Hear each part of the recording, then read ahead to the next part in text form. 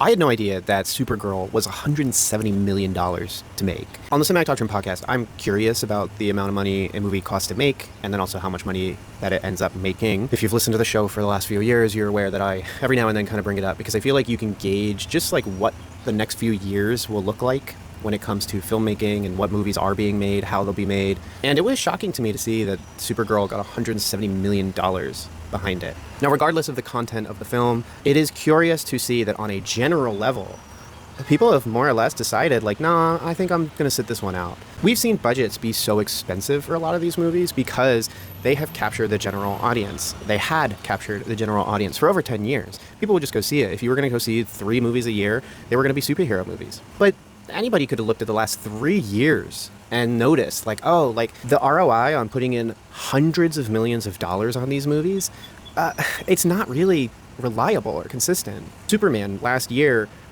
was profitable, but not by enough to consider it a glowing success. I understand that people love James Gunn. I think on a surface level, it's his name. Having the name Gunn is objectively cool. And then on a deeper level, it's his storytelling. They enjoy that and connect with that.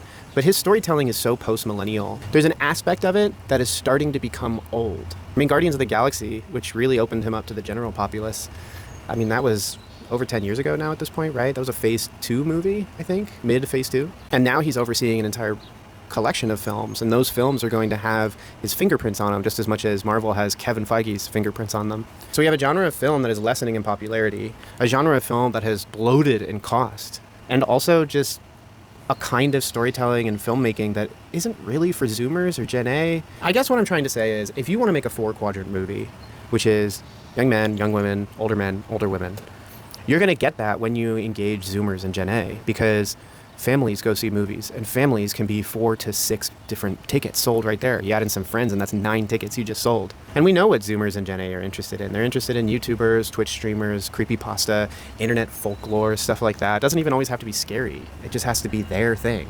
Supergirl is not their thing. They can try and make it their thing, but that's just like fetch. You can't just make it happen. It has to become their thing. So I don't know. I don't have any like specific thoughts. I think I'm just sharing thoughts because I'm always checking out to see like how are these movies doing. And this is just kind of what I stepped away with. But I don't know. If you saw the movie, maybe, I guess it's maybe good. I don't know. I'm not interested though.